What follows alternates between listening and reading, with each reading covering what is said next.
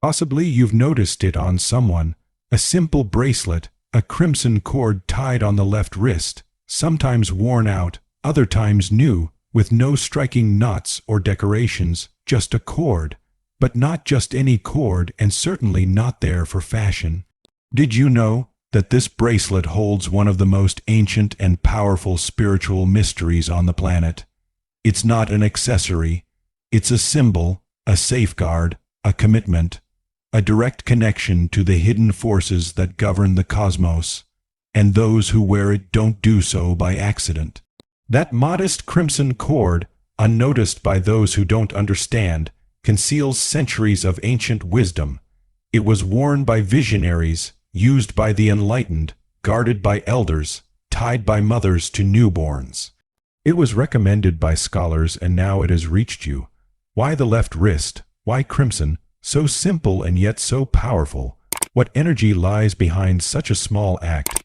They say that someone who ties a crimson cord on their left wrist isn't just seeking protection.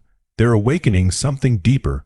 They're consciously choosing to connect with their strength, their inner perception, their true destiny. They're manifesting to the cosmos. I am alert. I am ready. The cord moves with intention, but not everyone should wear it. And not everyone is ready for what it symbolizes, because the crimson cord on the left wrist doesn't just protect, it also reveals. And that can be unsettling because it sometimes uncovers realities you've tried to avoid, awakens ancient memories, connects you with people you haven't let go of, though you might pretend otherwise, because it activates synchronicities. It's not an ordinary cord. It's a key to your feminine energy, your spiritual sensitivity, that part of you that needs no logical justification to recognize there's something greater, something invisible, yet felt in this context. Let's explore this mystery together. You'll discover why multiple civilizations agree on this symbol, why it's worn on the left, not the right, why it must be tied in a specific way, and most importantly, what happens when you wear it. What are you summoning? What are you releasing? What are you accepting? Because the crimson cord isn't just tied. It's revered, experienced, and it changes you. If you stay until the end, you'll receive more than information. You'll gain clarity. You'll understand why you faced certain challenges in your relationships. You'll discover what force you're unconsciously magnetizing, and above all, you'll learn to use this symbol as a tool for spiritual connection, energetic purification, and personal rediscovery. This isn't just another piece of content. It could be the start of a journey you've already begun without realizing it, because the cord already lives within you. All that remains is to remember it. And the crimson cord isn't merely a tool for protection or connection with special people. It's fundamentally an energetic portal, a physical symbol that activates your spiritual field, because everything that manifests in the material world has an echo in the invisible, and vice versa. By placing this cord on your left wrist, you're opening a direct gateway to the receptive energy of your essence. The left wrist isn't chosen randomly in mystical and esoteric traditions. The left side of the body is the conduit through which universal energy enters. It's the side that receives, assimilates, and perceives the spiritual realm, while the right side emits and gives. The left listens, senses, channels. That's why the crimson cord isn't worn just anywhere. It's placed where it most intimately connects with your energetic essence. Have you ever wondered why a touch on the left wrist feels more vulnerable? It's because that area holds memories, the pulse of your sensitivity, your fears, your deepest desires. But there's something else almost no one mentions. The crimson cord is also a reminder, a conscious anchor, a physical point that brings you back every time you see it, every moment your hand brushes against it, every instance you feel it against your skin. It's silently communicating. Return to yourself, because the greatest spiritual strength is remembering. Remembering who you are, what you deserve, that you're not here by chance. And this is where another profoundly powerful aspect comes in: intention. The crimson cord isn't magical on its own.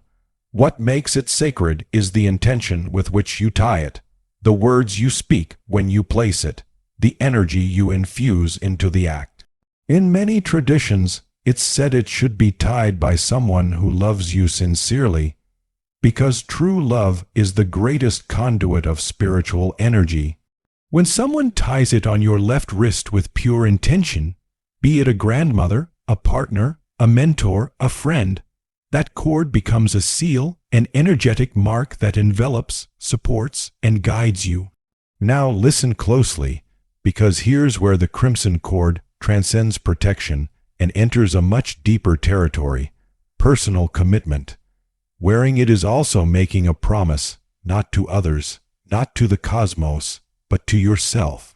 A promise to never abandon yourself again, to stop ignoring your inner voice, to cease betraying yourself to please others, to start respecting your boundaries, to no longer silence what you feel. It's easy to tie a crimson cord. The hard part, the truly sacred part, is upholding what it represents.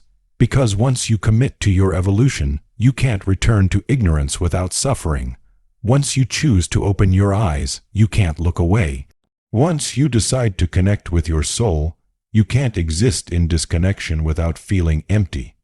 And there's something else, something you may never have heard, but that completely transforms how we understand the power of the crimson cord on the left wrist. This cord doesn't just connect people, it also links timelines. We're not just talking about human relationships, we're talking about destinies, karmas, lessons from other lives or this one, repeated until you choose to break the pattern. What if the crimson cord were also a thread between your past self, your present self, and your future self? What if every time you wear it, you're weaving your evolution, healing the wounds of your childhood, honoring the choices of your present, and consciously guiding the path you want to live tomorrow? The crimson cord is a symbol of destiny, yes, but also a tool to shape it, because destiny isn't something that happens to you. It's something you build, choose, purify, modify. When you choose to place it on your left wrist, you're declaring, I accept my history, I honor my connections, but now I choose with whom, how, and from where I want to connect. No longer from wounds, no longer from fear, no longer from lack, but from authenticity, from the soul, from love.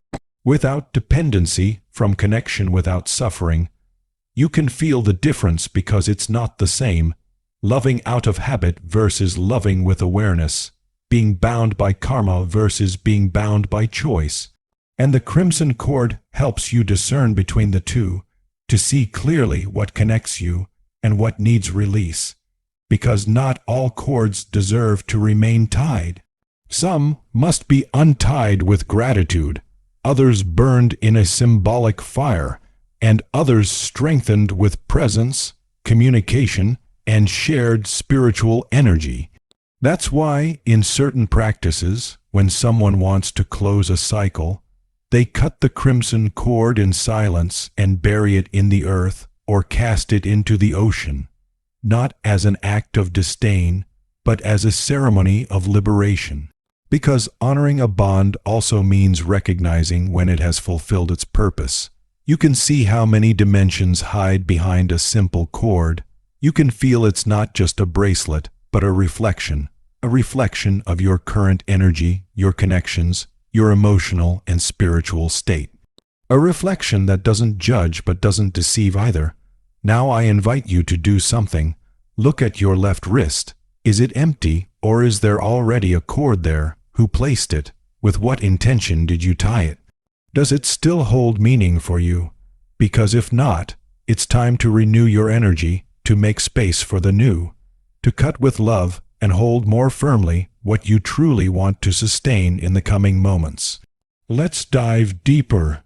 Let's discuss the meaning of the color crimson, the Kabbalistic origins of this practice, its relation to the tree of life, and how you can use the crimson cord as a tool for energetic protection against people who drain you, environments that weaken you, and thoughts that sabotage you. You'll also learn how to charge the cord with intention, how to purify it when you sense its lost strength, and when it's the perfect time to replace it. This isn't just content. It's a ritual in itself, an energetic activation, a guide to reconnect with yourself, your path, and your sacred bonds.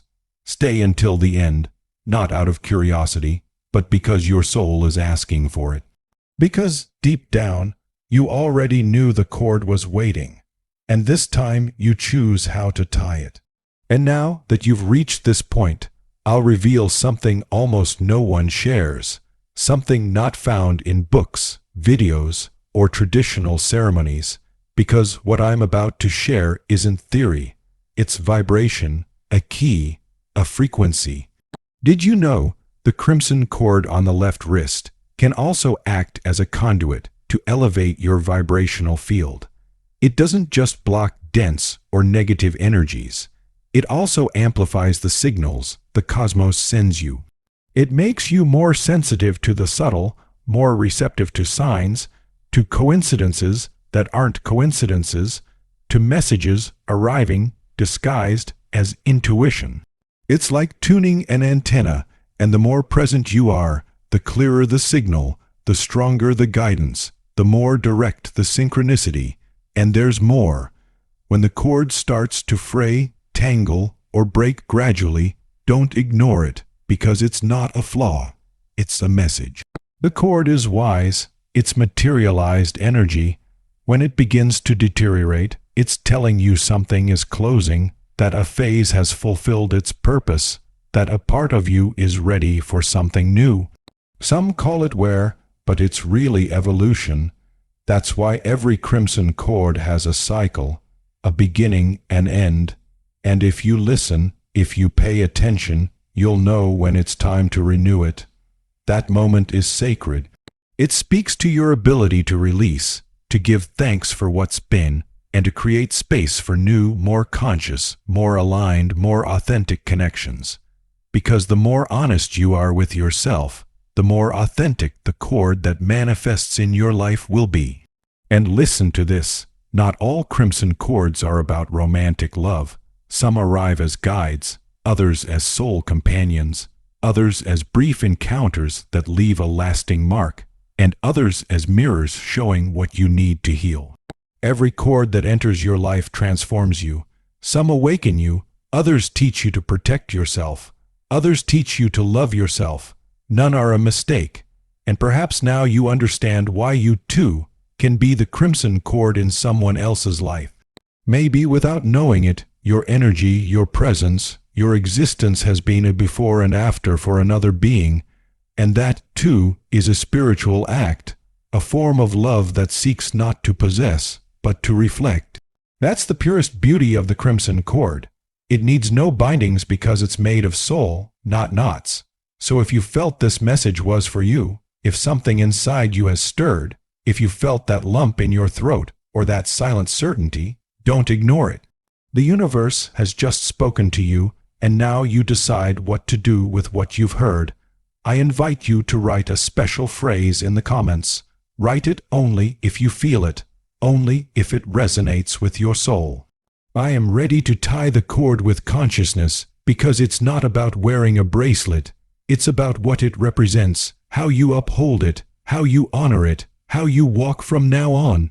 And if this content has ignited something in you, if it's touched a dormant part of your being, subscribe, not out of habit.